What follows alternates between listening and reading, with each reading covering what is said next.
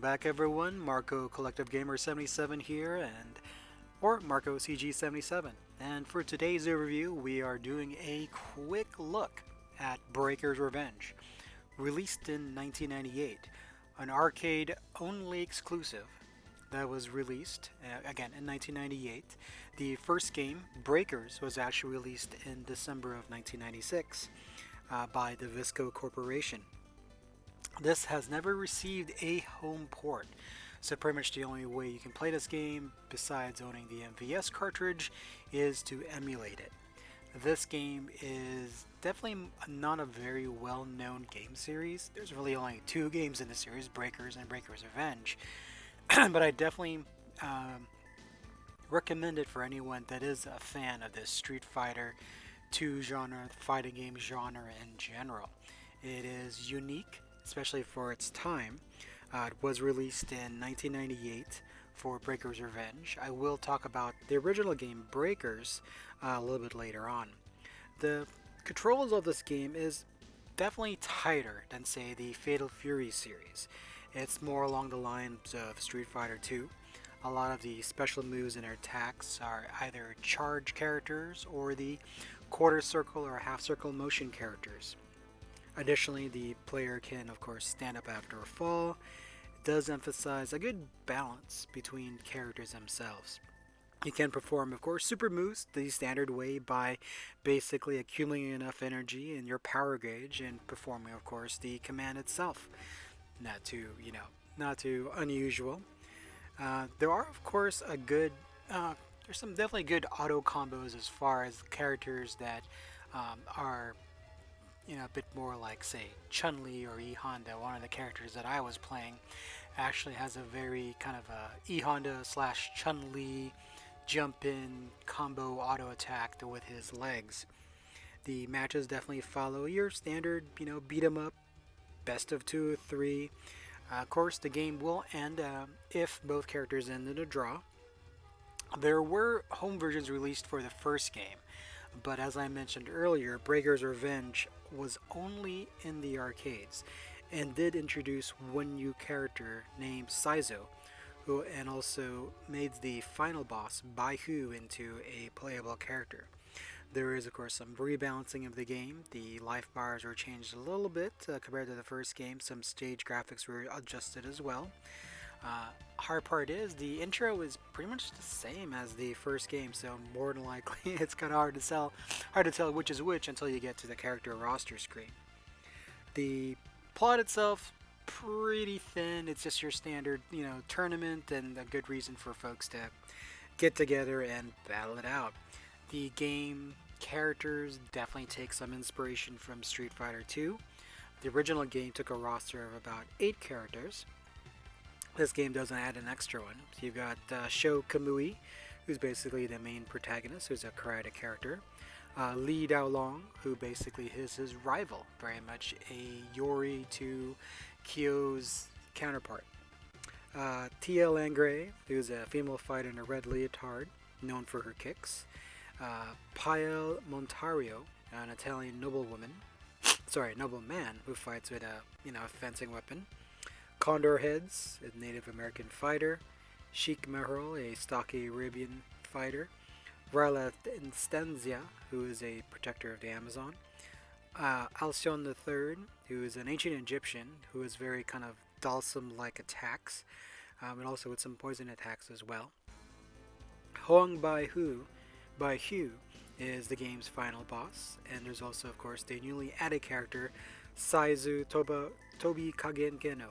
I slaughtered that one. Again, that's Saizo Tobi Kageno, who is a ninja seeking revenge in Baihu. There are some clone characters as well that they will face if they select the same character. So Jin Samarura is Sho's alter ego. Wai Liu Kiai is Daolong's alter ego. Shelly Tarler is Tia's alter ego. And George is Peel's alter ego. Red Jagars is Condor's alter ego. Javar is Meryl's alter ego. Virgo Sandera is Ryla's alter ego. Atum is Alshan 3's alter ego. And Yukikage is Saizo's alter ego. Breakers was definitely one of those games that, as you can see easily here, that it definitely tries to copy the Street Fighter 2 and try to achieve some similar success. The game itself, of course, has the special moves, super moves, same kind of move set as well. You can also use a same command for enacting some of those special moves by pressing A, B, C, and D simultaneously for all the characters. In release for the first game was back in 1996 in December, and this game, Breaker's Revenge, was actually released on July 3rd. The game was originally, announced for a collection, which was in 2019, and also Breaker's Revenge was given a limited cartridge release for the Neo Geo back in 2020. Unfortunately, I definitely had missed out on that and wasn't really collecting AAS at that time. The game itself was not well received back when it was originally released, especially for the first game. But slowly but surely, as more and more gamers were able to play it, especially if you're using emulation, got exposed to it, different fighting tournaments, as far as personal friend-to-friend tournaments, definitely gained more of a cult following. While I think one of the reasons why I really enjoyed this game was the characters themselves are well animated. There's a lot of great special effects. Backgrounds themselves have some good parallax and scrolling to them. The animated characters are right about the good size. They're not too large and they're not too small. It doesn't use any of S&J's really scaling mechanic. A lot of the special effects are pretty dynamic for when the special is about to be pulled off. Music, honestly, is pretty decent. It definitely gets you in the mood for the fight. A lot of the character special moves definitely take a page from the standard super move for SNK and Street Fighter 2 in general, and pulls off some extra effects.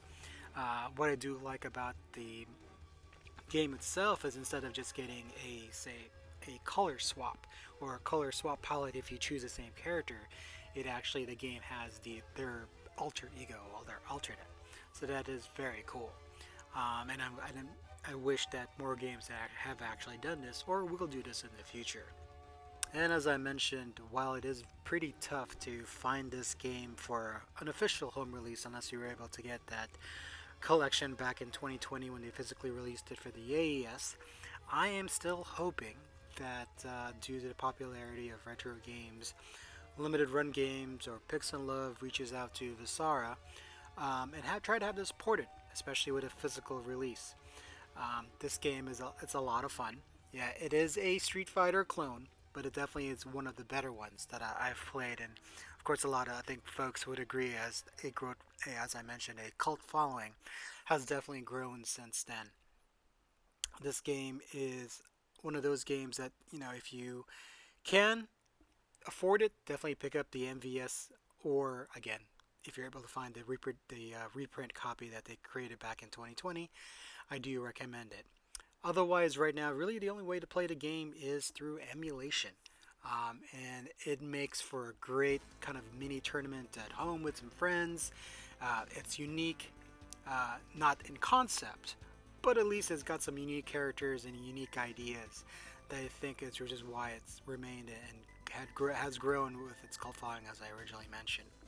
Definitely a game not to be missed. It's one of those kind of hidden games that I'm a huge fan of that isn't part of your mainstream series.